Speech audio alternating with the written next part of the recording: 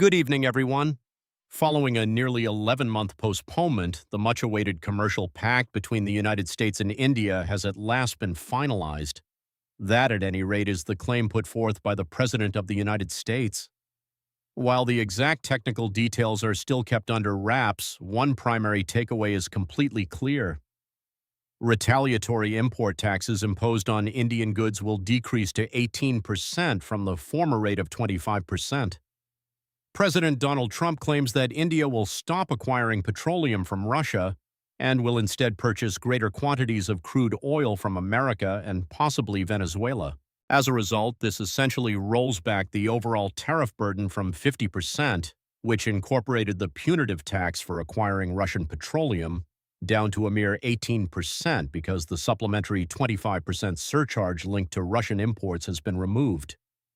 After dedicating almost a year to branding India as the tariff king, Trump currently declares that this compromise has been reached out of camaraderie and esteem for Prime Minister Modi. Prime Minister Modi's response conveyed contentment regarding Indian-manufactured items becoming less expensive within the U.S. market. However, conspicuously absent was any mention of ceasing Russian oil purchases and no confirmation of the $500 billion commitment to purchase American products that Trump highlighted. The lead strategic envoy managing these discussions, Commerce Minister Piyush Goyal, has clarified that although the pact is presently in the final stages of refinement, it stands as the foremost agreement in the area. Today, 1.4 billion Indians are observing a trade agreement that is undergoing final modifications between the negotiating teams of both countries. India is presently ranked among the nations subject to one of the lowest tariff levels applied by the United States. It represents the lowest number among our competing export nations, such as China, which is at 34%, Pakistan at 19%, Indonesia at 20%, Bangladesh at 20%, and Vietnam at 20%.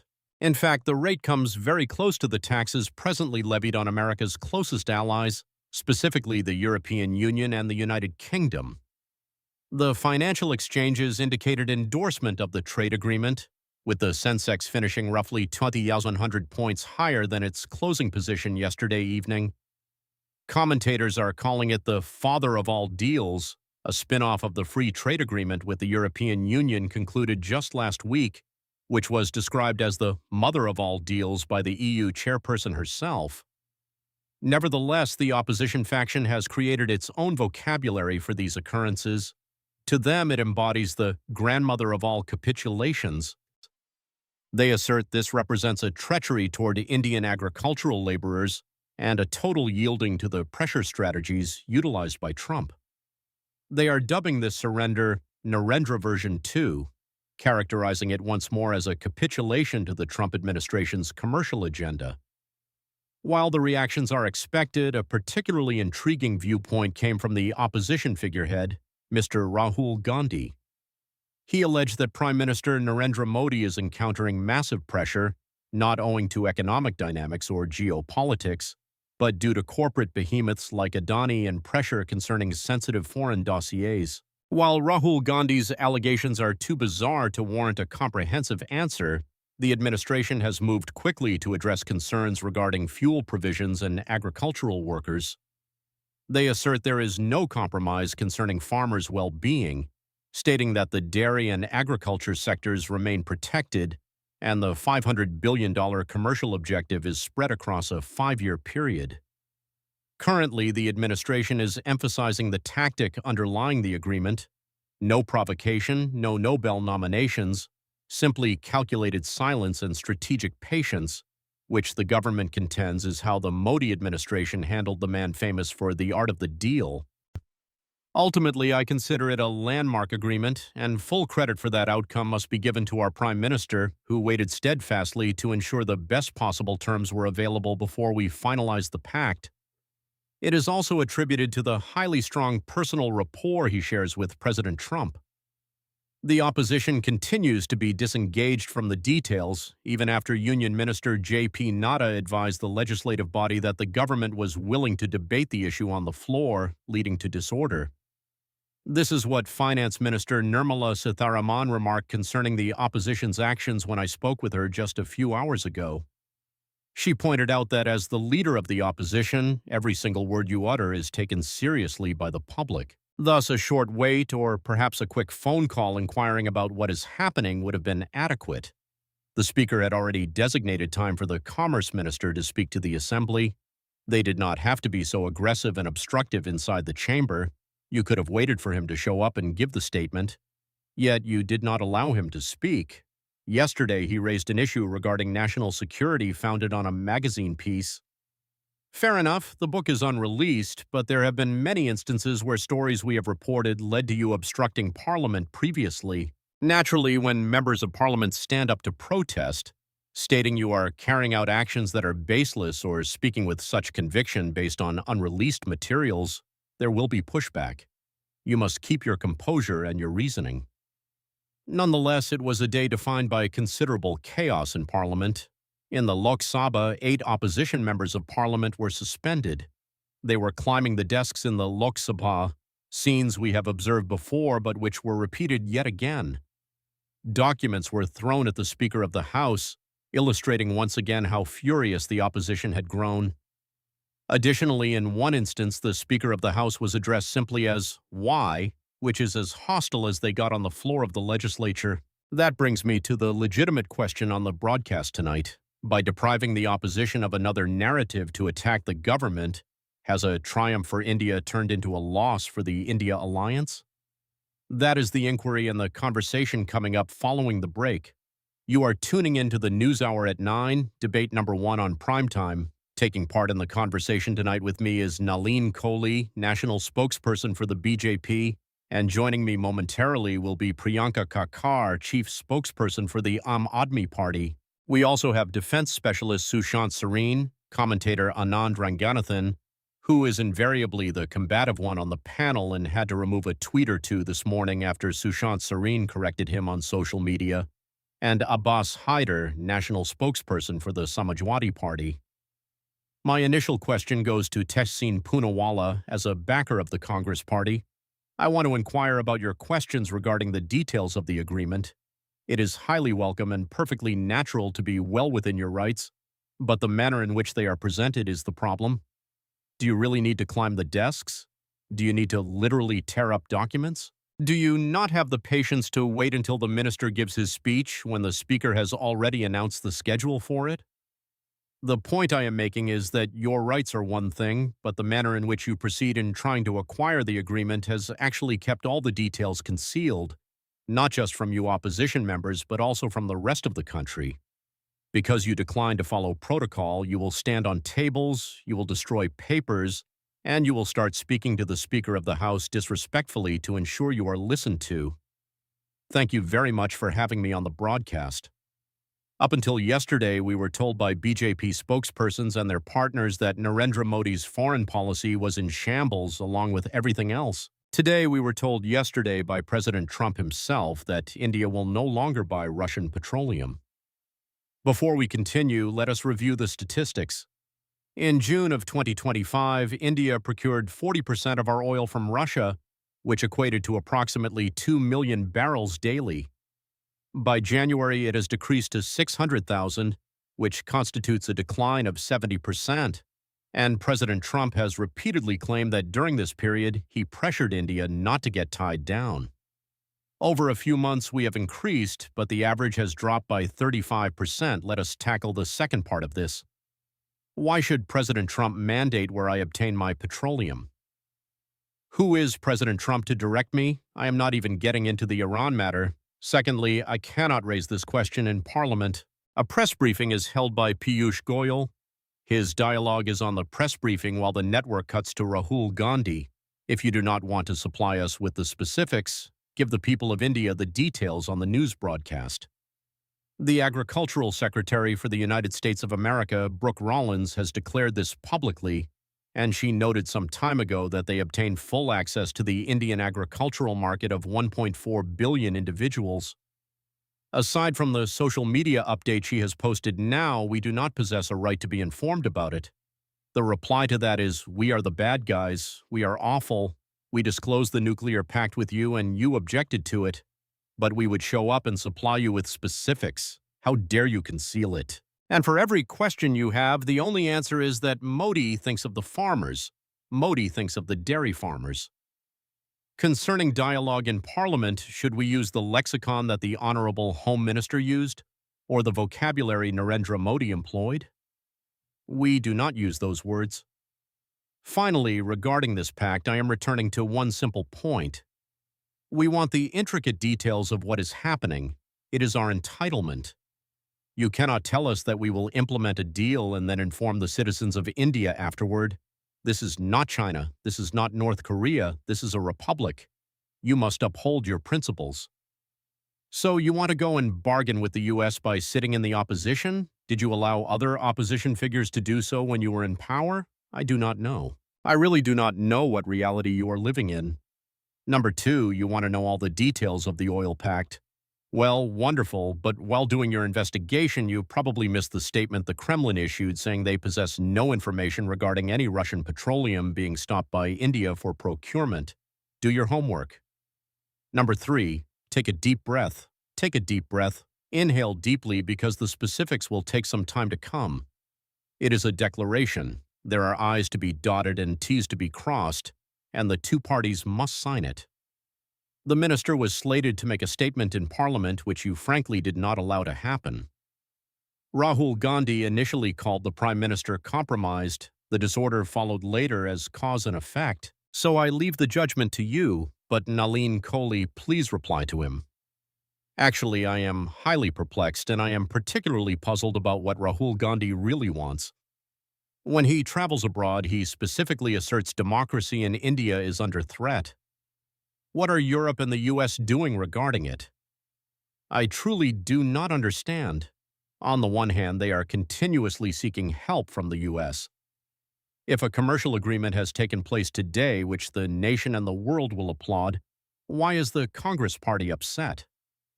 We have degenerated into an argument about language, and I frankly can quote a whole list of terms that are very unparliamentary used personally against Narendra Modi.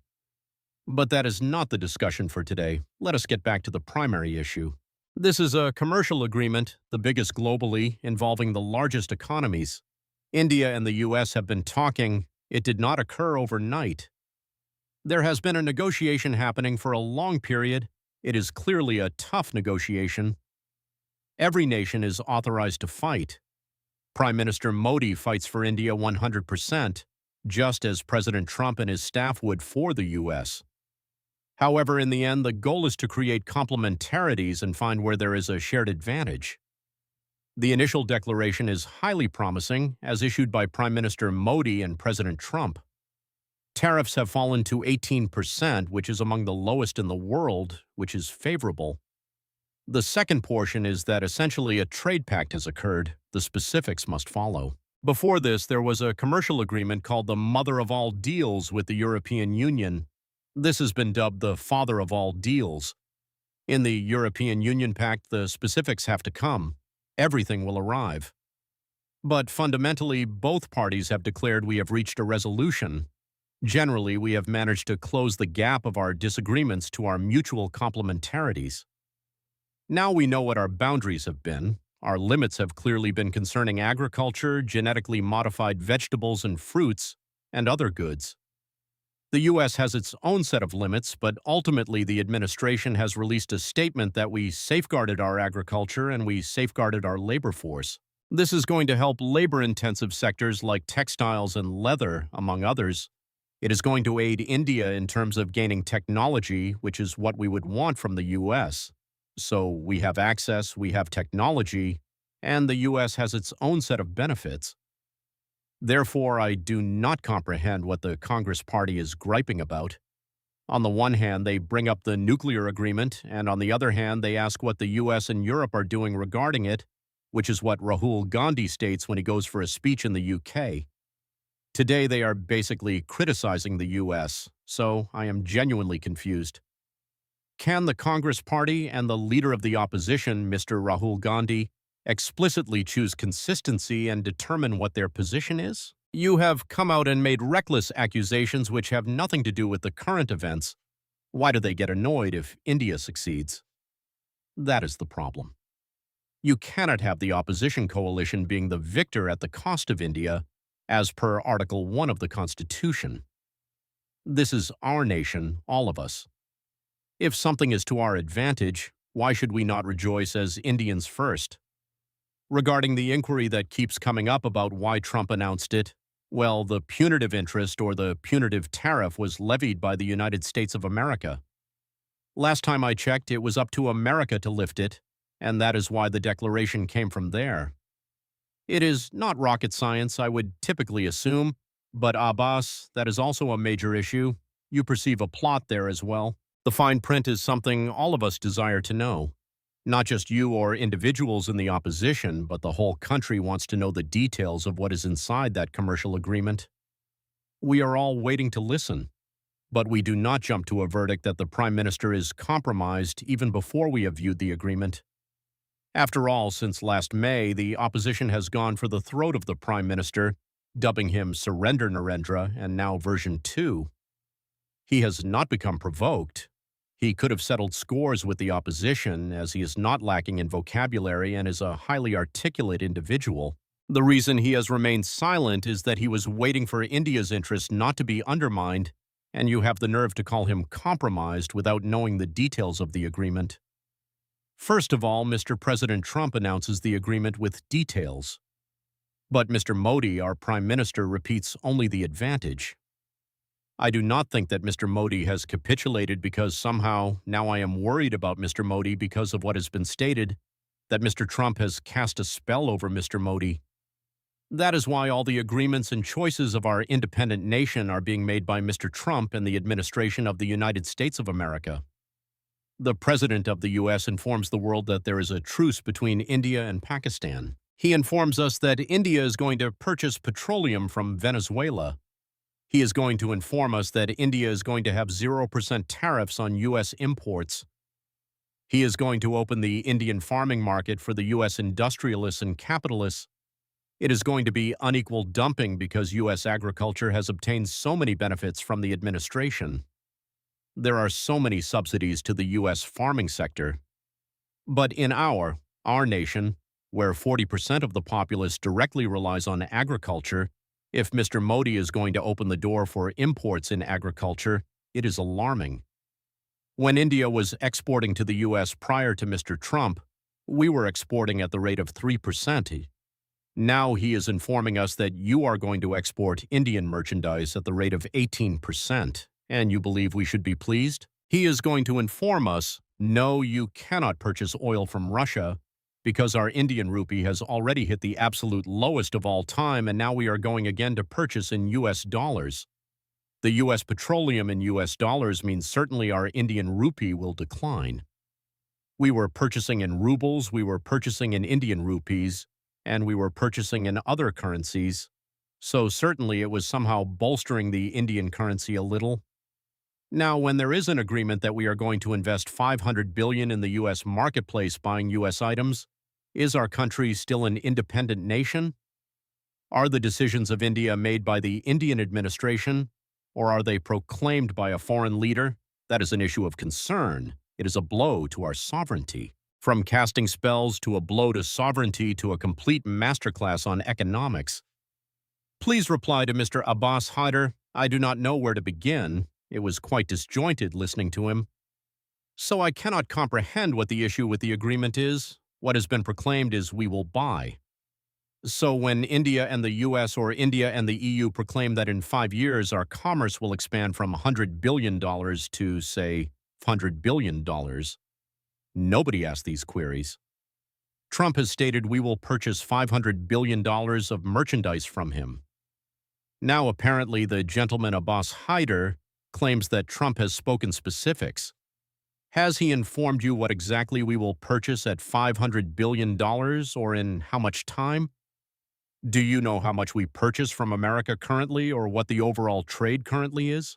Clearly, if we start purchasing maybe say $20 billion worth of petroleum and a couple of other goods from the U.S., or we purchase machinery which are manufacturing needs, and we purchase it at extremely low tariffs or zero tariffs, our own manufacturing becomes competitive. We can produce at a lower cost, and we can capture more markets globally. What is the issue with it? Why should my industrialists have to pay a 30, 40, 50, or 60% tax on tariffs when importing some machinery so that they become more competitive? Regarding this whole matter of agriculture, it is not as if there were no agricultural imports entering India. Even today, there are still agricultural imports coming in. I want to know how many blueberry growers there are in India who are going to be impacted, or hazelnut growers, which we will purchase from the US at 0%. How many of them are going to be impacted? You do not have a response to that. You possess no specifics. Our agricultural workers are not going to be impacted. Are we not going to import fuel from the US? This is not the manner to conduct oneself. But these individuals believe this is the parliament. Absolutely not. Mr. Abbas Haider, you typically do not interrupt. Let us adhere to non-parliamentary rules on this discussion. My acquaintance Tessin was getting all very worked up, and he very conveniently cited a figure of how much petroleum we were purchasing from Russia in June 2025. Tessin, please inform me how much petroleum we were purchasing from Russia in January 2022. Please inform me it was under 2% of our petroleum. So what is the significance of what we were purchasing in June 2025, and why were we purchasing in 2024 or 2025 from Russia? We were not purchasing because we wished to assist the Russians. We were purchasing because we were acquiring oil less expensively. Please inform me what the barrel of petroleum is priced at from Russia today. What is the barrel of petroleum in the global market today? And what is the discrepancy in the cost of petroleum? Does it still remain logical for me to purchase Russian petroleum? That is one group of queries. The second group of queries is that we were purchasing petroleum from Venezuela previously. The Venezuelan petroleum sector has collapsed to the ground. We do not know how much petroleum the Venezuelans can even provide to us, but let us suppose they can provide us 1 million barrels daily. What is the issue if I obtain petroleum from Venezuela at lower prices and I appease the Americans, which is my biggest marketplace? It is a marketplace on which there are highly crucial sectors in India, like apparel, textiles, gems and jewelry, and auto parts, which have been struggling because their main market access was harmed because of this tariff dispute. Now, if that is opening up and I can preserve millions of Indian positions, am I more concerned about preserving millions of Indian positions, or am I going to rely on the kind of absurd material the gentleman from the SP or my acquaintance Tessin is speaking about? I would sooner preserve the livelihood of my citizens. Number 3, on agriculture, the Commerce Minister has promised us, or at least he has stated publicly, that there are specific areas which are restricted areas, which is why this negotiation has been so extended. If Mr. Modi had to capitulate and had to yield, he did not need to wait for such a long time. He could have yielded right on day one. The reason why these tariffs were levied on us was because Trump was attempting to use these tariffs to extract major compromises out of us. Clearly, there were specific boundaries which, at least outwardly, it appears that the administration has adhered to. They stood their ground, but they left the avenues open to negotiation. Ultimately, we have reached a middle ground which the administration in India believes that we can accept.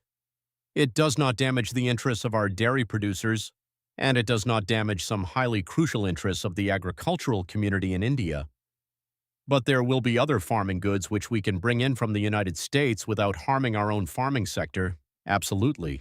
And from what is presented so far, I simply feel that we either do not know sufficiently or what has been stated is accepted at face value. Well, certain protections have been implemented and India has not been triggered.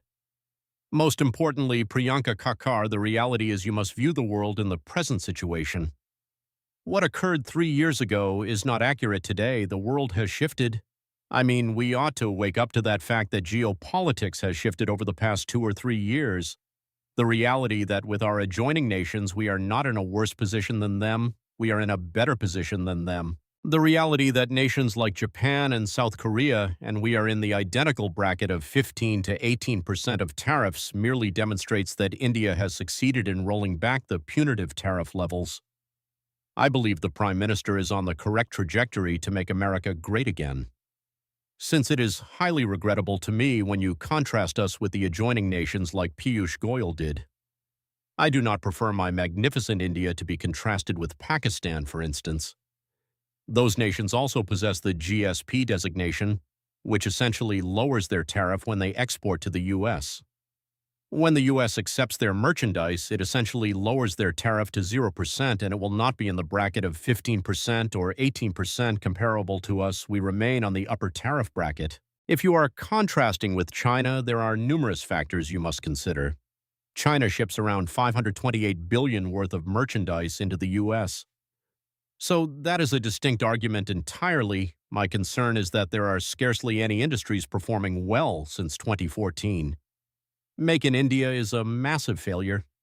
We have all observed that the BJP admits it. That production may have dropped. It certainly did not rise. It is either flat or dropped. My contention is that the farming sector still accounts for roughly 16 to 17%, although even that is on a downward trend. We observe a downward pattern since the BJP took power, and it employs roughly 40 to 45% of the labor force in India. Now you are opening that industry, and why the suspicion arises is because you will remember that in August, when Trump initially began dictating conditions to Modi capitulated and eliminated the import tax on cotton that we brought in from the U.S. This was extremely detrimental to our cotton growers, and there were massive demonstrations in Gujarat in his own district, if you remember. So currently, they are attempting to not present a transparent picture. When I listen to the BJP spokesperson today and when I listen to Modi today and Piyush Goyal today, I hear that the commercial agreement is still in progress. But then you are rejoicing and decorating in a highly strange way without providing all these specifics. You do not refute what the Secretary of Agriculture states regarding farming products. You do not refute that Trump is stating that we will currently halt Russian petroleum because Trump has stated so. You do not refute about opening up the farming sector to the U.S. at a 0% tariff. You are essentially offering them a marketplace of 1.4 billion Indians to an economy which is 700 times larger than yours. Do you comprehend? No, Priyanka, you make it appear almost as if we are offering them a marketplace of 1.4 billion only since this morning. You realize there were no imports from America that were occurring formerly. Can you permit Anand Ranganathan to reply? Since I possess a restriction on the time for each participant, I will simply bring Anand Ranganathan in. Anand, please reply. And while you are at it, it is also admission time. Why did you remove your tweet? Priyanka Kakar caught the phrase that Modi is making America great again. And that was pretty much what you stated in your tweet before Sushant Sareen replied to it and shared his insights on the matter, and then you removed your tweet. So why this shift in perspective? No, with all due respect, the tweet remains there.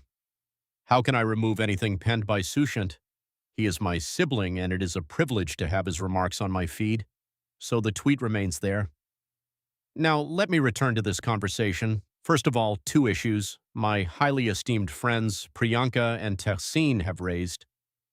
First of all, Tehseen, you are factually incorrect. This entire January, India has brought in 125 million barrels of Russian petroleum per day. So when you state it as half of that, that is factually incorrect. Secondly, when you imply that Modi has capitulated to Trump after Trump levied 25% oil tariffs in August, the reality is since August, what sort of capitulation is it that Modi has acquired nearly 300 million barrels of Russian petroleum despite damaging penalties and steep tariffs?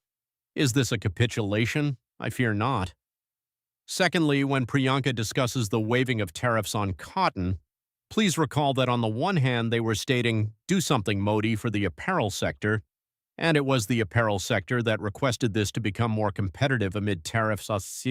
So Modi heeded the apparel sector, accomplished this, and currently you are stating regarding your farming marketplace today you will once again capitulate. I did not disrupt you. Please exercise patience. Now I wish to address the material points. What I stated in the morning is factually accurate, and I genuinely believe that if what Trump asserts are the conditions on which India has agreed, it would be a fantastic agreement for America, not for India. But I am certain that Narendra Modi has not agreed to those conditions. What are those conditions that Trump is stating? we will halt purchasing Russian petroleum. The reality is we may indeed halt purchasing Russian petroleum because, as Sushant has phrased it excellently, why were we purchasing Russian petroleum to begin with? Because it was less expensive than Saudi petroleum and than other petroleums. We have conserved $26 billion in the past 3 years merely by purchasing Russian petroleum. And if tomorrow the reduction from 50% to 18% tariffs makes that conservation significantly more than what we are conserving through Russian petroleum, we will transition. This is strictly economics. The reality is it has nothing to do with Trump instructing us.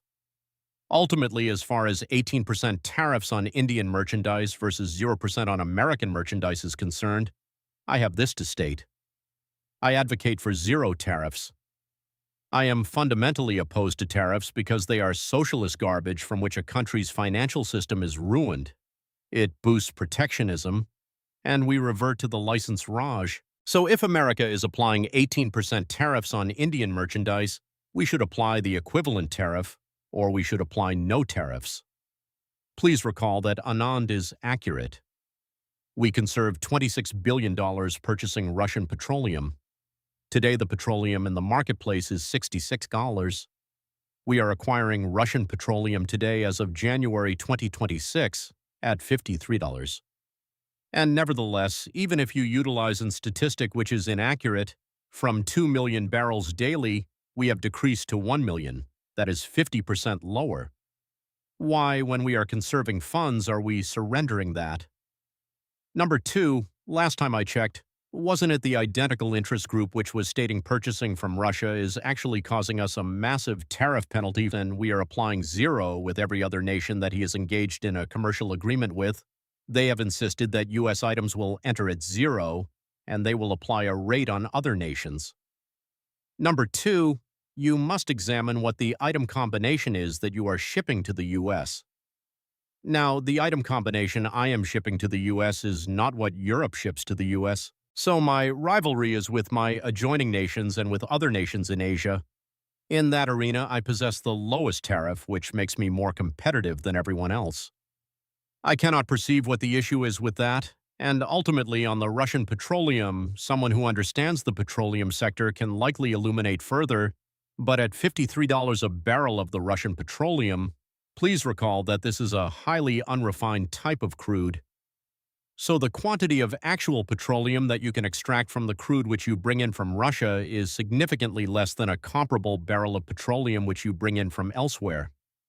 Very well, so now we are delving into the specifics of processing and what the standard is. But the essential point is you are not going to be able to obtain any further responses by scaling the desks in Parliament than today. So is that going to be the strategy of the opposition factions?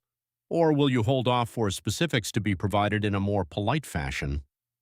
Thank you very much to all my guests for participating with me on the discussion number.